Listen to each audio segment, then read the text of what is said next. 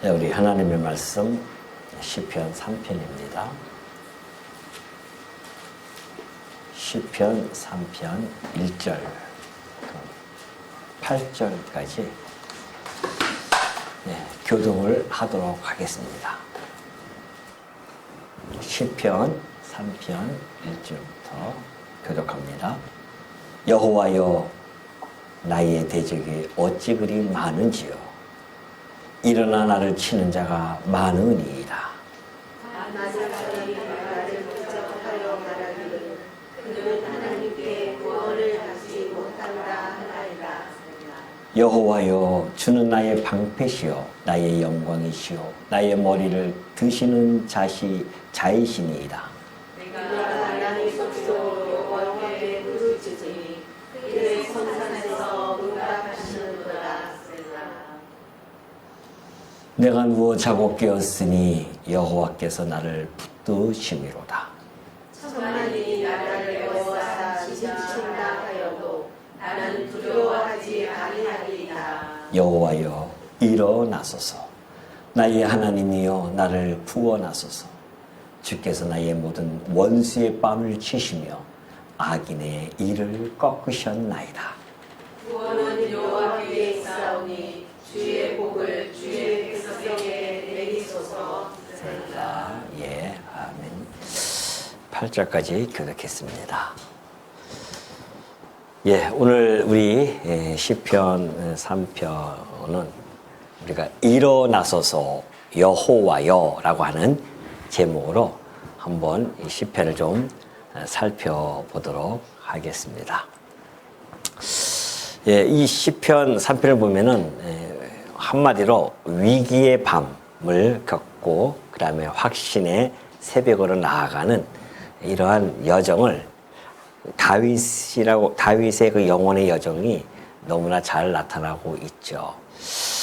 우리가 지금 1편과 2편을 보면은 선언적인 그러한 내용이 담겨져 있다고 한다면은 오늘 우리가 살펴볼 3편부터 7편까지는 대적과 위기 속에서 여호와께 응답과 구원을 요청하는 전형적인 다윗 개인의 간구시라고 그렇게 보여집니다. 그러니까 하나 묶은 거죠. 그래서 사실은 어떻게 보면은 우리가 1편과 2편을 살펴봤지만은 문제 제기가 되어질 수 있습니다. 왜냐면은 1편과 2편에는 아주 정말 여러 가지 선언적인 내용이 잘 나타나 있는데요. 의인은 복 있는 자는 의인 곧 복 있는 자는 형통할 것, 그리고 악인은 망한다는 것, 그리고 왕위는 견고하고 하나님과 함께 하신다고 하는, 하나님이 함께 하신다고 하는 이러한 선언적 내용이 1편과 2편을 통해서 우리가 살펴본 바 있지 않습니까? 근데 3편으로 넘어가면서 충돌이 일어납니다. 3, 4, 5, 6, 7까지 쭉 보면은 현실 속에서의 충돌입니다. 하나님의 이 시인의 선언과 현실에 맞닥뜨리는 그러한 현실 속에서의 충돌이 너무나 잘 나타나죠. 예를 들면 의인은 복 있는 자로서 형통한다고 했는데 오히려 도망하는 그러한 자리에 앉게 되어지고, 악인은 망한다고 했는데 오히려 악인이 형통하듯이 보이고요. 또 왕위는 견고하다고 했는데 그 왕위에서 쫓겨나는 현실을 맞닥뜨린다 말이죠. 또 하나님이 함께 하신다고 하는데 그 어려운 고난 속에서 하나님은 침묵하시는 듯 보이는 이런 현실. 우리가 지금 많이 그렇게 살아가고 있지 않습니까? 그러죠? 아까 우리 집사님도 그런 기도를 하셨지만은 이 세상은 양육강식의 세상이죠. 정말 살벌하죠.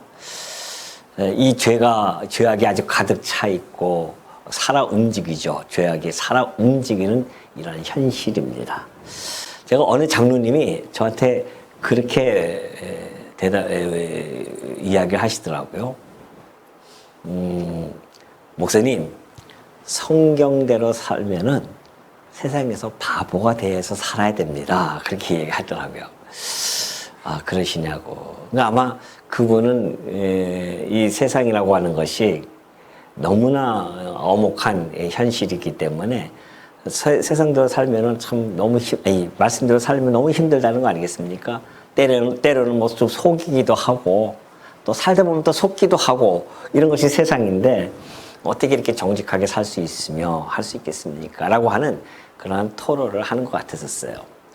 어떻게 보면 우리가 엄밀히 따지면 맞는 것 같기도 하지만은 그러나 그 안에 담겨져 있는 것은 하나님의 말씀과 그리고 육신의 소욕이 충돌하는 것이죠, 사실은. 그것의 충돌, 곧 하나님의 선악과 인간의 선악이 충돌하는 겁니다. 이것을 우리는 그렇게 포장해서 이야기할 수도 있습니다. 그러나 현실은 어쨌든 아주 엄혹할 수밖에 없습니다. 오늘 우리가 이 시편을 통해서도 확인할 수가 있죠. 1편과 2편은 너무나 정말 장밋빛처럼 아주 그냥 청사진이 쫙 펼쳐지는데 3장으로 넘어가자마자 이런 엄혹한 현실에 맞닥뜨린 겁니다, 지금. 그렇기 때문에 지금 이런 고민 속에서 시편 다윗은 시를 적고 있죠. 그래서 이렇게 괴리감이 있을 때, 현실이 부딪힐 때 성도들은 어떠한 태도에 접해야 되며 그 어떤 태도 속에서 우리가 서 있어야 되는가, 이런 내용이 아마 시편 3편에서 우리들에게 주어지는 하나의 교훈적인 것이 아니겠는가 살펴볼 필요성이 있죠. 자, 이제 이 그림은요, 이 이 시편 3편을 전체적으로 한눈으로 볼 수 있도록 이렇게 안내를 한 그래픽입니다. 안내 그래픽이에요, 이게. 그래서 이 그림은 제가 어디서 따온 것이 아니라 제가 만들었습니다. 놀라지 마세요. 놀라시고 그러는데요. 물론 AI가 만든 겁니다. 그래서 제가 이렇게 입력을 하면은 이렇게 멋들어지게 요즘은 잘 만들어지기 때문에 제가 뭐 그래픽 디자이너가 아니라도 상관이 없어요. 여러분들 다 하실 수 있습니다. 그래서 내용만 잘 해서 만들어주면은 요즘 AI가 이렇게 아주 훌륭하게 잘 만들어주죠. 이 시편 3편이라고 하는 것은 위기 속에서 피어나는 신뢰. 그러니까 이 전체적으로 한번 우리가 살펴보고 들어가면 훨씬 더 우리가 내용면에서 유익하게 우리가 전개가 되어질 것 같아요. 그래서 위기 속에서 피어나는 신뢰. 그래서 이 3편에 보면은 그 신뢰라고 하는 이 단어, 이건 매우 중요합니다. 그리고 시편 3편의 신앙 여정이 쫙 나타나죠. 한마디로 시편 3편의 신앙의 여정이 뭔가 위기 속에서 피어나는 신뢰라는 것입니다. 요 밑에 보면 이제 그러죠. 다윗의 탄식과 부르짖음에서 평안과 구원의 확신으로 나아가는 그런 과정이 시편 3편입니다. 그러니까 여러분들의 현실 속에서 얼마나 탄식하고 부르짖고 그렇습니까? 힘들고 어렵잖아요. 그때의 평안과 구원의 확신으로 나아가는 그 과정이 3편에 있어요. 그러니까 오늘 여러분들 이 자리에 정말 잘 오신 겁니다. 여러분도 여전히 현실 속에서 괴롭고 힘들고 어렵지 않습니까? 말씀은 그냥 너무 천국의 이야기를 하는데 가끔 우리 성도님들이 이제 그런 고민이 있는 거죠. 말씀은 천국을 이야기하는데 이 지상은 왜 이렇게 힘듭니까? 이거 아니겠어요? 그러나 현실에서 성도가 어떠한 자세를 가져야 되는지 이 다윗의 모습을 통해서 우리가 충분히 감지할 수가 있을 것입니다. 1절과 4절까지 보면요. 위기의 이 현실, 여기서 다윗은 신앙적인 재정의를 내리게 됩니다. 그리고 5절부터 8절 보면은 회복된 평안과 그리고 구원의 선포. 상황은 바뀌지 않았는데 평안이 회복이 되어져요. 다윗이. 그리고 구원의 선포가 이루어진 것이 8절까지입니다. 그 밑에 보면은 본문에 들어가면 이것이 있기 때문에 제가 톡으로 보내드렸으니까요. 나중에 천천히 오늘 이 3편을 하고 나서 집에 가서 다시 한번 보시면은 훨씬 쉽게 아마 들어올 것입니다. 밑에까지는 이제 이 본문에 들어가기 때문에 제가 위에 큰 제목들만 딱 이렇게 해서 보여줬습니다. 그래서 다윗이 대적 속에 있다가 그러나 여호와에 대한 신앙적 고백을 하고 거기에 대한 응답을 하나님의 임재를 경험하면서 두려움을 이기는 그래서 담대한 수면을 취하고 결국은 자기 개인을 넘어서 그리고 공동체 자기가 다스렸던 백성들에게 복이 흐르도록 하는 그러한 다윗의 그런 신앙적 성숙함도 이 안에 잘 나타나 있고 결국에 가서는 이 모든 것은 그리스도 안에서 완벽하게 성취된 승리로 나타난다. 이것이 지금 오늘 이 시편 3편에 흐르고 있는 아주 흐르고 있는 메시지죠. 자, 그렇다고 한다면은 구조를 한번 보겠습니다. 본문의 개요와 구조를 보면은 3편은 아까 얘기했듯이 다윗 개인의 어떤 탄식 시입니다. 그 탄식 시이면서도 동시에 신뢰에 대한 고백 그리고 구원의 확신으로 나아가는 그러한 시로 보여주고 있죠. 믿음의 여정을 잘 보여주고 있습니다. 탄식에서 찬양으로 가는 이 과정. 그러니까 1절과 2절은 탄식이에요. 왜요? 위기의 현실에 맞닥뜨렸습니다. 현실이 이거 보통 문제가 아니에요. 그래서 아주 나락으로 떨어져요. 저 밑에까지 확 떨어졌는데 거기에서 뭐가 나타납니까? 다윗은 시선을 전환시킵니다. 시선의 전환이에요. 환경의 변화가 아닙니다. 환경은 더 나빠졌는데 시선이 확 변해버렸어요. 다윗이. 그래서 고백을 하게 되어지고 그것으로 나타나는 것이 평안과 신뢰가 나타납니다. 그리고 결국 구원을 선언하고 하나님께 찬양하는 이런 모습이 지금 8절까지 나타나고 있습니다. 그래서 이것이 이런 구조 속에서 지금 흐르고 있다는 거죠. 그래서 어떻게 보면은 시편 3편은요 하나의 다윗의 감정을 갖다가 나열한 그런 내용이 결코 아닙니다. 뭐라고요? 신뢰 회복의 논리적 흐름이 3편에 흐르고 있다는 겁니다. 우리가 이걸 읽어내야 되는 거죠. 3편을 읽으면서. 자, 그렇다고 하면 역사적 배경을 먼저 살펴볼 필요성이 있습니다. 역사적 배경을 보면은, 우리가, 지금 다윗이 당하고 있는 그런 위기감이 좀 있습니다. 위기감이 있는데 그 위기감은 육체적 위기감 이전에요. 육체의 막 괴로움이라든가 고통 이런 이전에 지금 다윗에게는 아주 절체절명의 위기가 딱 닥쳤습니다. 그게 뭐냐면은 언약적인 위기예요. 하나님께서 다윗을 왕으로 세우셨는데 이 왕이 약속대로 왕 위에 세우셨는데 그 왕에서 쫓겨남을 당합니다. 이 언약적 위기가 있고 또한 더불어서 정체성의 위기를 겪게 되어집니다. 다윗은 하나님께서 만왕의 왕이신 하나님의 통치 대행자였었습니다. 하나님이 세우셔서 그 당신의 백성을 다스리게 해줬단 말입니다. 근데 거기서 지금 벗어나서 쫓겨난단 말입니다. 뭘 쫓겨나요? 왕권도 잃어버립니다. 상실해버립니다.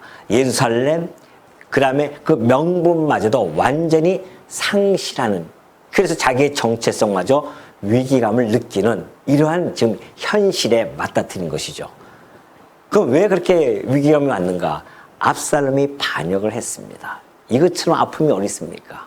아니, 외부에서 다른 신하들이 치고 올라오면 그 정도, 치고 올라오는 것 정도는 견딜 수 있을 수 있습니다. 그런데 자기 아들이에요. 핏줄이란 말입니다. 그 핏줄 아들이 아버지를 대적해서 왕위를 뺏는다고 쿠데타를 일으켰단 말입니다. 반역을 행했어요. 거기에서 나타나는, 그래서 다윗이 도주하는 도중에 이 시편 3편을 기록한 거예요. 아주 그냥 평화롭고 즐겁고 이런 상태에서도 이 3편이 나온 것이 아니란 말입니다. 지금 절체절명의 위기 속에서 이 현실의 이 맞닥뜨린 이 고통 속에서 다윗은 3편을 노래한 겁니다. 그래서 이 시편의 3편의 배경은 사무엘하 15장부터 18장까지 나타나 있습니다. 그 의미를 우리가 보면은 단순한 정치적 실패가 아님을 잘 보여주고 있죠. 왜냐면은 이것은 하나님의 징계 안에서 겪는 고난이다라는 것을 보여주고 있습니다. 왜 그러냐면은 이제 사실은 이게 밧세바의 그 간통 사건이 있은 후에 어떻게 된 겁니까? 이게 하나님으로부터 징계에 대한 말씀을 듣죠. 그리고 나타나는 현상이에요. 그렇기 때문에 뭐 명분도 다 잃어버렸어요. 명분이 상실됐단 말입니다. 하나님 내게 왜 이러한 고난을 줍니까? 라는 그런 고난이 아니에요 지금. 네 죄악에 대한 징계야 이것이 나타나는 것이기 때문에 그래서 지금 이 다윗은 그 고난 속에서 욥처럼 내가 왜 이런 고난을 당해야 됩니까? 이런 것이 아니라 그는 그래서 하나님께 은혜의 기도를 구할 수밖에 없는 그러한 상황에서 지금 이 노래가 나오는 거거든요. 이러한 배경을 우리가 본다고 한다면은 이것은 억울한 고난이 아니라 언약 안에서 지금 징계를 겪는 것, 다시 말해서 언약의 틀 안에서 진행되는 하나님의 다스림이 다윗에게 지금 진행되어져 가고 있다. 이것은 하나님의 사람의 그 고난이다. 이렇게 보면은 틀림이 없죠. 이런 배경을 알아야 이 노래에 어떤 의미가 있는지, 이 노래에 어떤 은혜를 간구하는 그 기도가 있는지를 알 수가 있죠. 자, 그렇다고 한다면 이제 본문으로 들어가 보도록 하겠습니다. 1절과 2절의 내용이죠. 여호와여, 나의 대적이 어찌 그리 많은지요. 일어나 나를 치는 자가 많으니이다. 많은 사람이 나를 대적하여 말하기를 그는 하나님께 구원을 받지 못한다 하나이다 하면서 셀라 그렇게 이야기를 해주고 있죠. 자, 현실에 대한 탄식입니다. 지금 다윗이 많다 이것을 3번이나 합니다. 왜 이렇게 할까요? 지금 이 대적의 수가 그리고 그 자기가 겪는 위기의 이 실제성이 보통 문제가 아니라는 겁니다. 지금 압도적인 그러한 상황 속에서 그 위기 속에서 지금 절박한 상황에 처해져 있어요. 누가요? 다윗이. 그래서 지금 이렇게 대적들이 많고요. 그리고 나를 치는 자가 이렇게 많습니다. 그런 표현을 하는 거죠. 그런데 2절에서 다윗은 아주 뼈아픈 그러한 이야기를 지금 듣고 있습니다. 무슨 이야기를 듣습니까? 많은 사람이 이 다윗을 대적하여 말하는데요. 그는 하나님께 구원을 받지 못한다 하나이다 그래요. 다윗이 누굽니까? 하나님의 약속 위에서 이스라엘을 맡아서 다스리는 왕이었었습니다. 여호와의 이름 하나로 골리앗을 물러뜨리고 사울의 핍박 속에서 견뎌내면서 다윗 왕과로서 그 다윗 제국을 형성한 다윗이었습니다. 근데 다윗을 향해서 조롱을 합니다. 너는 하나님으로부터 구원을 받지 못할 것이야. 그 이야기는 뭡니까? 너 하나님이 버렸어. 이런 이야기죠. 구원을 받지 못한다는 것은 하나님으로부터의 버림을 받았다는 이런 신학적인 공격입니다. 이것처럼 치명적인 공격이 어디 있어요? 다윗에게 있어서는 이것처럼 치명적인 것이 없습니다. 너 아들이 너를 공격하는 것은 네가 뭐 이렇게 잘못해서 해서 이걸 견뎌낼 수가 있습니다. 네가 바세바가 네가 그런 범죄했기 때문에 이런 고통을 받는 거야. 그것도 맞는 사실이니까 견뎌낼 수 있어요, 다윗은. 그러나 다윗이 견뎌낼 수 없는 이야기 단 한 가지입니다. 네가 하나님에게 버림을 받았구나. 그 시므이도 막 조롱하지 않습니까? 네가 사울에게 사울의 집안에 그렇게 피를 흘리더니만 결국은 너도 버림을 당하는구나 그러면서 그래서 네가 이렇게 왕위를 쫓겨나는 것이 아니냐. 너는 구원이 없을 거야. 왜? 하나님이 너를 버림받았기 때문에 그렇다는 것이죠. 이것처럼 괴로움이 어디 있겠습니까? 여러분 성도는요 고난이라고 하는 것에 맞닥뜨렸을 때에 그 고난 싸울 때요 상황과의 그 싸움도 있지만은 그러나 그 앞서서 정말 치열하게 싸우는 것이 하나 있습니다. 그게 뭘까요? 뭐라고요? 해석의 싸움입니다. 혹시 여러분도 그런 소리 들을 수도 있고요. 나도 모르게 그런 이야기를 할 수도 있습니다. 우리가 다니면서 그런 걸 많이 겪지 않습니까? 또 그런 얘기도 저도 많이 들었어요. 아니 하나님 믿는 사람이 왜 저렇게 못 살아? 그런 소리 듣잖아요. 이게 신학적 공격이거든요. 아니 하나님 믿는다고 해서 왜 이렇게 못 살아? 아니 하나님 믿는다고 하면서 왜 불구로 살고 있어? 왜 너 이렇게 고통스럽게 뭐 암도 잘 걸리고 말이야. 그런 이 건강이 왜 이렇게 나빠져? 그런 이야기를 서심치 않고 합니다. 근데 멀리 있는 사람들은 모르니까 그런 얘기를 안 해요. 누가 합니까? 가까이 있는 사람들이 그런 이야기를 합니다. 하나님을 모르는 친척들이 그런 이야기를 하기도 하고요. 아니 예수 믿는다고 하면서 왜 이렇게 점점 더 못 살아? 예수 믿는다면서 왜 그렇게 아파? 가끔 신문에 또는 가끔 뉴스에 뭐라고 나옵니까? 오늘 뉴스 하면서 쭉 얘기하다 보면 누구누구가 어느 씨가 교회에 새벽 기도에 다녀오다가 교통사고로 아니면 또 강도를 만나가서는 살해를 당했습니다. 그런 이야기를 듣는단 말입니다. 그러면 그 옆에 주변에 하나님 모르는 사람들은 그 친척들이 뭐라고 이야기하겠습니까? 아니 하나님 믿는 사람이 왜 강도를 당해서 죽어야 돼? 하나님 정말 있는 거야? 이런 공격이 성도들에게는 치명적인 공격이에요. 이것은 해석의 싸움이거든요. 지금 내가 맞닥뜨린 이 상황에서 내가 이 상황을 어떻게 해석하고 어떻게 받아들이고 어떻게 이겨내며 어떤 방향으로 나아갈 것인가에 대한 그 이전에 내가 하나님으로부터 버림을 받았나? 내가 하나님에게 이러한 엄청난 이런 하나님 정말 살아있나? 이러한 신학적인 공격을 받을 수밖에 없는 이것을 해석해야 되는 이러한 싸움이 성도들에게는 치열하게 일어납니다. 다윗도 마찬가지였습니다. 다윗도 그런 치명적인 신학적 공격을 받은 거예요. 너는 하나님께 구원을 받지 못할 것이야. 하나님께서 약속해서 왕으로 세워주셨는데 하나님으로부터 구원을 못 받는다고 하는 것은 버림을 받은 거 아니겠냐 말이죠. 그것처럼 괴로움이 어딨겠어요, 다윗이. 그래서 다윗이 뭐라고 합니까? 욥기서 2장 9절을 보면 그래요. 이것은 욥도 똑같이 그런 상황에서 그 해석의 싸움, 신학적인 공격을 받은 겁니다. 자기의 가장 사랑하는 아내가 뭐라고 이야기합니까? 당신이 그래도 자기의 온전함을 굳게 지키겠느냐? 차라리 하나님을 욕하고 죽어라 이러지 않습니까? 가장 가까이 있는 사람이 지금 그런 신학적 공격을 한다니까요. 하나님 욕하고 죽어. 네가 지금 이렇게 상황이 변했는데 뭘 하나님을 경외하고 그러냐 말이죠. 하나님 정말 살아있어? 이렇게 묻는 거죠. 예수님도 똑같이 그렇게 그런 상황이 있었습니다. 십자가에 올라갔을 때에 모든 사람들이 뭐라고 합니까?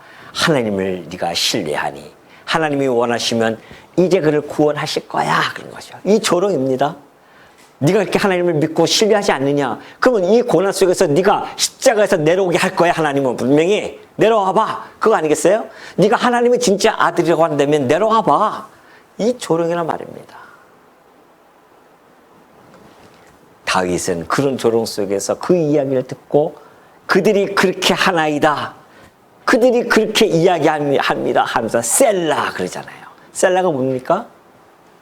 셀라라고 뜻은 음악적 지시어예요. 이게 음악적으로. 그래서 어떤 영적인 초대 또 뭐 한 음을 또 어떤 것을 높인다거나 그런 뜻도 있지만은 그러나 멈춤과 묵상이라는 의미가 이 셀라에게는 있습니다. 그래서 지금 선포되는 이 진리를 가슴 깊이 눌러 담으라는 신호예요. 지금 이 다윗은 이 1절과 2절에서 쭉 대적에 대해서 이야기하고 셀라를 합니다. 왜? 잠시 멈춘 겁니다. 그리고 묵상을 하는 거죠. 한숨을 돌리면서 가슴 깊이 눌러 담으면서 이 현실의 상황 속에서 내가 지금 누구를 바라봐야 되는가? 누굴까요? 누구예요? 내가 신뢰할 자는 누구뿐이 없어요. 지금 아무도 없어요. 내 주변에는 자식마저 지금 다윗을 갖다가 대적하고 있는데 신하들마저 다 대적하고 있는데 누굴 의지하고 누굴 바라보고 누굴 신뢰할 수 있겠냐 말이죠. 그래서 다윗은 그 현실을 이야기하고 나서는 뭐라고 합니까? 셀라, 멈추고 묵상하면서 있는 이 잠시 틈을 틈을 딱 두는 거죠. 우리 성도님도 마찬가지입니다. 우리가 이 땅에 살아가면서 삶에서 해석되지 않는 고난이 닥칠 수가 있습니다. 또 그 고난이 내가 범죄로 인하여 오는 징계의 고난도 알 수가 있죠. 그럴 때에 우리는 잠시 멈추는 이 셀라를 외칠 필요가 있습니다. 잠시 멈추는 셀라. 그리고 하나님을 바라보는 그 셀라의 시간이 필요하다는 겁니다. 다윗은 지금 그 현실 속에서 셀라로 맞춤표하고 잠시 멈추고 누구에게로 시선을 돌립니까? 누구라고요? 시선의 전환이 3절부터 나타납니다. 여기 여호와여 했지만은 그러나 그 본문에는 원문에는요. 그러나 그것이 있습니다. 그러나 여호와여. 시선을 완전히 전환시킵니다. 다윗이. 여호와여. 주는 나의 방패시오 나의 영광이시오 나의 머리를 드시는 자가 아니십니까? 그런 분이 아니십니까? 그런 이야기죠. 방패라는 겁니다. 하나님께서. 다윗은 여기서 이 하나님이 나의 방패라는 이 방패의 단어를 어디서 따온지 아십니까? 성경 제일 처음 방패라는 단어가 나온 것이 창세기 15장 1절이에요. 누가? 그것도 하나님이 직접 당신이 누구인지를 밝혀줍니다. 아브라함이요. 연합군과 싸우고 나서 돌아왔습니다. 이때 하나님이 나타나셔 아브라함에게. 아브라함아 여호와의 말씀이 환상 중에 아브라함에게 임하여 이르시되 뭐라고 해요? 아브라함아 두려워하지 말라는 겁니다. 왜 그럴까요? 아니 어떻게 지금 저 연합군이 또 쳐들어올지도 모르는데 어떻게 두려워하지 않습니까? 아니야 두려워하지 마. 나는 내 방패다. 이것이 첫 번째 성경에 언급되어지는 방패의 이야기입니다. 하나님이 나는 너의 보호자라는 뜻이에요. 방패라고 하는 것은. 그리고 하나님이 그 방패로서 너를 보호해 주실 것이야. 이것을 다윗은 알고 있는 겁니다. 그러니 이런 어려움 속에서 나를 두려워하지 않도록 하나님 당신은 나의 방패가 아니십니까? 라고 신뢰의 언어를 지금 외쳐나가고 있는 겁니다. 그러면서 당신은 나의 영광이십니다. 내가 비록 왕관과 명예를 잃어버렸으나 그러나 참 영광은 오로지 당신 여호와께만 있습니다. 라고 지금 선언을 하고 있는 거죠. 왜 그럴까요? 왜 참된 영광, 참된 명예는 하나님만이 가지고 계십니까? 그분만이 언약대로 이루시는 분이기 때문에 그래요. 다윗에게 지금 그가 왕위를 쫓겨났지만은 그에게 부여하신 그 왕권, 언약대로 부여하신 왕권은 반드시 다시 왕위를 세워주신다고 하는, 그래서 하나님만이 참 영광이시고 자기는 하나님의 영광에 비침을 받은 자일 뿐이지 자기 스스로 왕관을 썼고 그 명예가 영광스러운 것이 아님을 다윗은 알게 됐단 말입니다. 얼마나 비참한 처지에 있었으면 그걸 알죠. 아, 내게 비춰졌던 그 영광, 그 왕관, 그 왕위, 그 명예, 이 모든 것들은 누구로부터 왔다? 하나님의 참 영광, 참된 명예로부터 온 것이지 나로부터 출발되어진 것이 아니었구나. 이걸 절실하게 깨닫는 그러한 시간을 지금 다윗은 갖고 있습니다. 그러면서 당신은 나의 머리를 드시는 자입니다. 그가 도망갈 때 머리를 숙이고 갔거든요. 그것은 내가 하나님 죄인이었소이다 하면서 그것을 인정하고 가는 그런 모습이었는데 하나님께서는 그 머리를 다시 들게 해준다는 거 아니겠습니까? 회복하게 해준다는 겁니다. 다윗의 수치에서 다시 회복시키는 그 하나님. 다윗은 이 과정 속에서 내가 왕이 아니냐, 내가 한때는 왕이었는데 이렇게 하지 않습니다. 그는 여호와께서 나의 정체성을 다시 붙들어 주실 것이다. 그래서 그는 그러한 고백을, 지금 이러한 고백을 3절에서 하고 있는 것이죠. 자, 그러면서 4절에 넘어가면요, 이제 내가 나의 목소리로 뭐라고 합니까? 여호와께 부르짖으니 그의 성산에서 응답하시는도다, 또 그래요. 자, 응답의 확신을 갖게 되어지는데요. 그는 성산에서 들으셔요. 하나님께서 자기의 부르짖음, 그는 예루살렘에서 쫓겨났습니다. 그러나 하나님은 예루살렘만 있으신 것이 아니죠. 공간을 초월하여 임재하고 계시는 그 하나님에 대하여 다윗은 잘 알고 있습니다. 그는 예루살렘을 떠났습니다. 쫓겨났죠. 떠난 것보다는 쫓겨났습니다. 그러나 하나님과의 관계는 결코 끊어지지 않음을 다윗은 너무나 잘 알고 있는 것이죠. 그래서 그는 과거의 회상이 아니에요. 내가 부르짖으니 여호와께서 응답하시도다. 이것이 성서에서 응답하시는도다. 이것이 과거 회상으로만 머물지 않습니다. 과거에 내게 응답해 주셨으니까 거기에 머물지 않고요. 현재 진행형으로 지금 응답을 받고 있음을 확신하고 있는 것입니다. 이것이 그의 다윗의 믿음이었어요. 장소는 그가 잃어버려도요. 그러나 공간을 초월한 하나님의 임재함은 그가 잃지 않고 그걸 바라보면서 그의 성산에서 하나님께서 응답해 줄 것을 확신하게 되어집니다. 그리고 셀라하죠. 여기서도 멈추고 다시 묵상하는 겁니다. 그러면서 5절 뭐라고 합니까? 내가 누워 자고 깨었으니 여호와께서 나를 붙드시미로다. 천만인이 나를 애워싸 진친다 하여도 나는 두려워하지 아니하리라래요. 5절과 6절을 통해서 다윗은 평안의 신뢰를 얻게 되어집니다. 다시 말하면 하나님을 신뢰해요. 아까 기도해 주었듯이 그는 당신은 나의 방패요. 당신은 나의 영광이요. 당신 나의 머리를 드실 것입니다. 그 기도 속에서 나타나는 그 신뢰감. 기도만 하면 뭐하냐 말이죠. 신뢰하지 않으면 안 되잖아요. 그 신뢰 속에서 나타나는 평안함을 그는 잠으로 표현해주고 있습니다. 내가 누워 자고 깨었으니, 아니 그림을 보십시오. 지금 대적들이 저렇게 있는데 잠이 오냐 말이죠. 근데 그는 내가 누워 자고 깨었다고 그렇게 이야기합니다. 왜 그럴까요? 그 이유는 뭘까요? 여호와께서 나를 붙드셨기 때문에 그렇다는 거 아니겠어요? 전쟁터 이 한복판에서 그가 잔다고 하는 것은 하나님을 내가 신뢰한다고 하는 최고의 신뢰의 표현이 뭐예요? 수면이라는 겁니다. 여러분 하나님을 믿어요. 밤새도록 기도합니다. 주여 이 상황 속에서 이 어려운 고난 속에서 이 어려움 속에서 저를 건져주실 줄 믿습니다. 기도하고 왜 밤에 잠을 못 자냐 말이죠. 네? 왜 잠을 못 자요? 하나님을 신뢰하지 못한다는 거 아니겠어요? 하나님의 신뢰의 최고의 표현이 뭐라고 합니까? 수면이라니까요. 내가 당신 이렇게 신뢰합니다. 내 비록 앞에 지금 모든 대적들이 날 갖다가 애워싸 있다 할지라도 좀 다윗이 잠이 오겠냐고요 지금.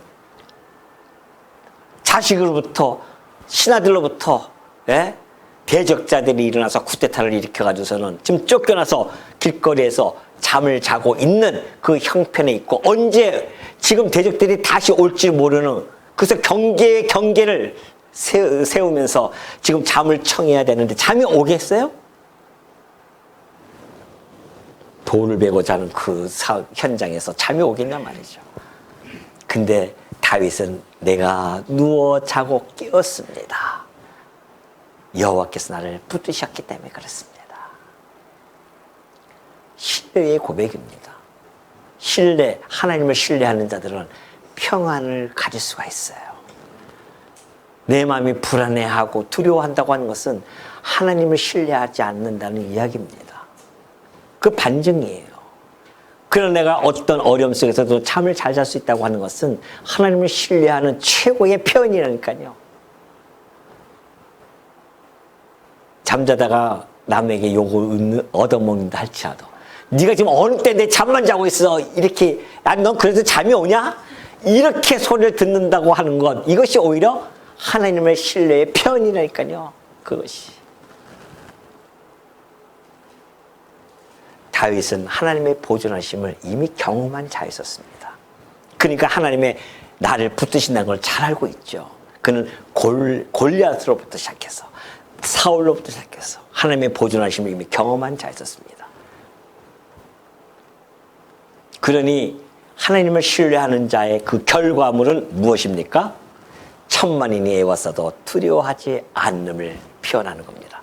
그 6절 아니에요? 천만인이 나를 애워싸워 진친다 하여도 온 사단이 날 갖다 넘어뜨리려고 진친다 할지라도 우리가 두려워하지 아니하는 이유는 하나님이 나를 붙드시며 하나님이 나의 방패와 보호자가 되시고 나의 영광이 되어지신다는 거 아니겠습니까?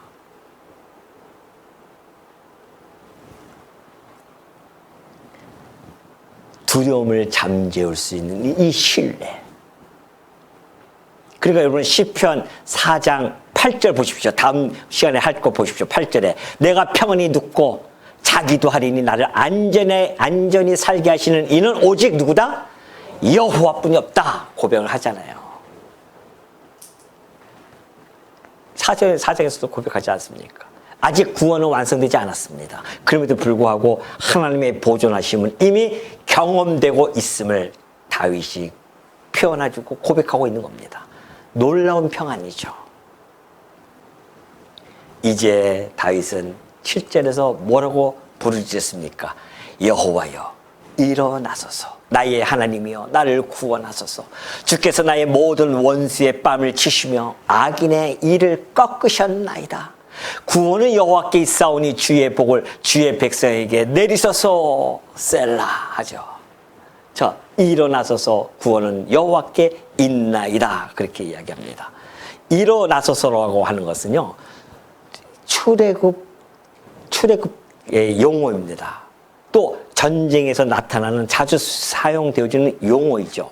이것은 지금 이 다윗이 여기서 일어나서서 구원은 여호와께 있지 않습니까? 라고 하는 그것은 간구를 넘어서 이제는 선언으로 나아가는데 구원을 요청했던 다윗이 승리를 선언하고 마침내 백성을 위한 축복같이 나아가는 이런 놀라운 일이 지금 막 그냥 급속도하게 변하고 있는 것이죠.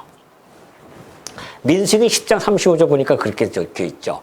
괴가 떠날 때에는 모세가 말하되 이제 다 자다가 광야에서 괴가 떠날 때 모세가 이런 이야기합니다. 여호와여 일어나사 주의 대적들을 흩으시고 주를 미워하는 자가 주 앞에서 도망하게 하소서래요. 뭐라고 합니까? 여호와여 일어나소서 주의 대적들을 흩으시옵소서. 여호와께서 전쟁을 주관하시는 분이 아니십니까? 그런 거 아니겠습니까? 출애굽을 하셨던 하나님이시지 않으십니까? 또 언약을 실행하시는 만왕의 왕이 아니십니까? 그러니 대적들을 흩으시고 주를 미워하는 자를 도망하도록 여호와여 일어나소서. 지금 이 다윗은 이 구원의 확신 속에서 담대하게 이야기하는데 이것은 과거 경험이 있는 다윗으로서는 당연한 이야기입니다. 다윗의 신앙은 선취적인 신앙입니다. 다시 말해서 이미 경험 속에서 하는 다져진 그런 신앙이 있어요. 그렇기 때문에 이것은 나를 구원하소서 다윗의 이 기도는 더욱 나아가서 백성들 그래서 이 공동체를 그가 나갈 수 있는 그런 신앙의 성숙함과 여유로움이 나타날 수밖에 없었던 것이죠. 그래서 이 일어나소서라는 이 단어는 행진의 언어입니다. 전쟁의 용사이신 하나님을 호출하는 것이죠. 하나님, 당신이 나의 방패고 나의 창이십니다. 승리의 선을 합니다. 원수의 턱벽을 뺨을 치시며 이를 꺾으시는 그 심판을 하옵소서. 경험했잖아요. 누구의? 골리앗. 그냥 그 거대한 골리앗을 그냥 정말 뺨을 쳐서 꺾어뜨렸던 거. 다윗이 했습니까? 다윗이 뭐라고 합니까? 나는 뭐가 없어요? 창과 방패가 아니 뭐요? 단창과 창이 없지만은 나는 내가 가지고 있는 것 곧 여호와의 이름, 만군의 여호와 이름을 가지고 내가 나간다 하면서 돌 하나로 물리쳤던 그 경험이 있는 겁니다. 다윗은 전쟁에 능통한 자였습니다. 그러나 그 전쟁에서는 전쟁의 진정한 용사요 주권자요 왕은 여호와이심을 너무나 잘 알고 있었죠. 그래서 그는 이런 이야기를 하는 겁니다. 일어나소서 여호와여 일어나소서 이제는 저 대적을 물리치고 다시 언약대로 그 왕권 왕위에 저를 세워주옵소서. 이 기도가 지금 7절에서 나타난 것입니다. 자, 이 축복의 확장, 그래서 나의 구원에서 공동체의 복으로까지 나아갈 수 있는 이러한 성숙함을 다윗이 보여주고 있죠. 오늘 우리는 이 1절부터 8절까지 본문을 통해서 여러 가지 신학적인 핵심 메시지를 잡을 수가 있습니다. 그 핵심 메시지가 뭘까요?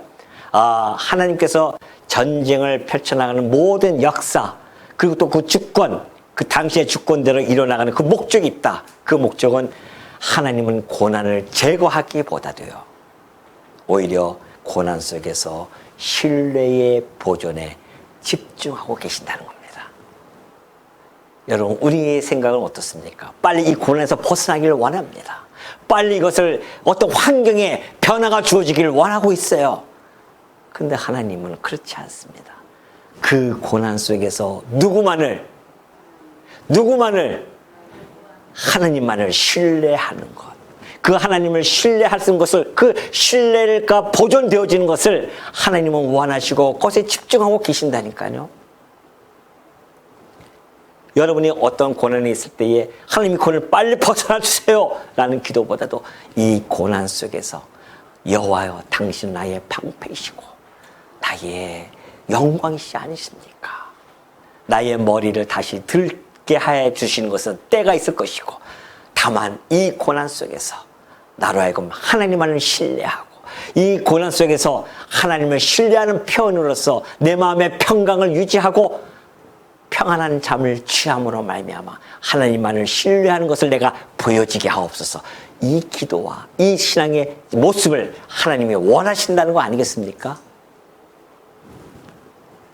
세상에서 바라보는 고난과 워낙 천지 차이 아닙니까? 세상 사람들은 자기네 믿는 신에게 뭐라고 합니까? 빨리 이 고난에서 벗어나옵소서. 이거 하기 위해서 굿하고 뭐 다 점보고 점치고 하는 거 아니겠어요? 성도는 그렇지 않다는 겁니다. 하나님 그 고난 속에서 우리를 키워나가시기 위해서, 고난 속에서 누구만을 바라보게 하시는지, 그 고난 속에서 오로지 여호와의 신뢰성을 회복하고 하나님만 붙들게 하시려는 그 하나님의 뜻이 고난 속에 담겨져 있어요. 그래서 고난이 유익입니다. 성도에게는. 또 하나의 의미가 있습니다. 징계의 의미죠. 징계는 버림받음이 아닙니다. 그들이 얘기했듯이 너 다윗 버림받았어가 아니에요. 네가 밧세바 사건 때문에 지금 이런 징계를 받는 것은 네가 버림을 받았다는 증거야. 아닙니다. 징계는 바로 하나님과의 사랑의 관계이며, 하나님과의 관계가 사랑의 관계임을 증거해 주는 거라는 것이죠. 히브리서 기자가 이야기했지 않습니까? 징계가 없으면 사생아라고 했습니다. 다윗은 사생아가 아니에요. 하나님의 택한 백성이고 하나님의 언약 백성이며 하나님의 자녀입니다. 그런 자녀를 갖다 가만히 두겠어요? 엄청난 사건을 벌였는데 징계를 지금 받고 있는 것입니다. 내가 널 이렇게 사랑해. 너와 나는 사상의 관계가 아니야. 하나님 왕과 신하의 관계일 뿐만이 아니라 백성의 관계이고, 그리고 그의 자녀의 관계이기 때문에 그 징계를 통하여 보여주는 것입니다. 또한 참된 왕권의 신학적 핵심이 있는데요. 참된 왕권은 보이는 이 왕관이 아니라는 겁니다. 그 왕자가 아니라는 겁니다. 여호와의 보호 안에 있는 것, 여호와의 보호 안에 있는 것이 참된 왕권인 것이죠. 이것을 우리가 알 수가 있습니다. 마지막에는 구원은 상황 반전에 있지 않습니다.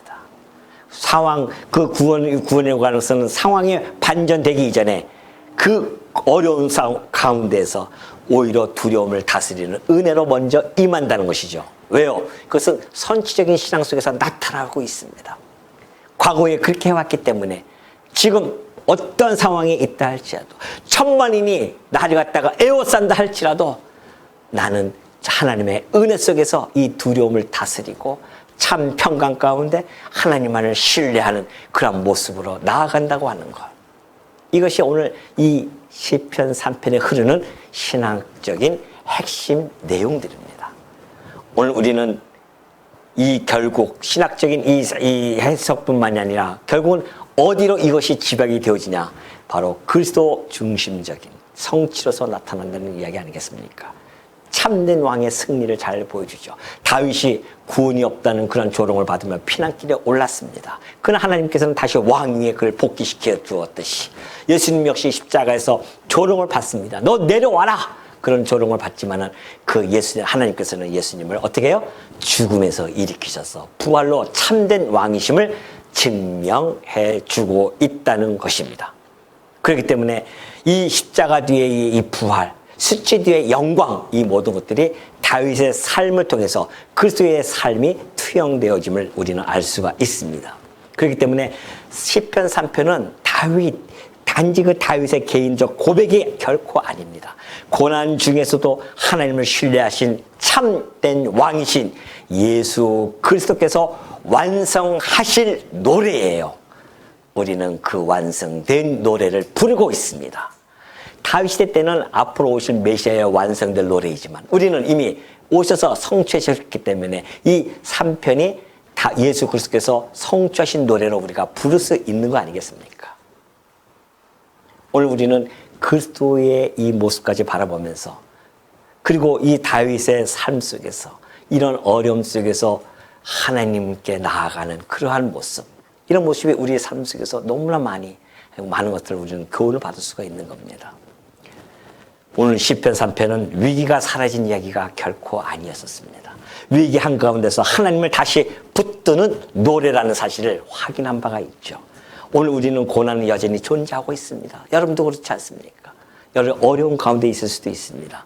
그러나 거기에서 고난에서의 구원은 오로지 여호와께 속해 있다는 사실을 너무나 잘 보여주고 있죠. 그렇다고 한다면 우리는 상황을 통해서 하나님을 판단하고 또 그것을 변하기를 원하고 그런 것이 아니라 오히려 그 상황을 통해서 하나님을 통해서 그 상황을 해석하는 자리까지 나아가야 됩니다. 지금 내가 왜 이런 고난 속에 있는지, 이 고난에서 내가 어떻게 하나님 앞에 신앙 자세를 가져야 되는지, 그리고 내가 믿음 속에서 어떻게 서 있어야 되는지에 대한 해석, 어떤 신학적인 공격이 온다 할지라도 나는 거기서 방패를, 예수 그리스도의 방패를 삼아서 그걸 다 막아낼 수 있는 힘, 그 용기, 그 지혜를 우리가 시편 3편을 통해서 얻을 수가 있습니다. 구원은 사람에게서 결코 나오지 않죠. 환경에서도 나오지 않습니다.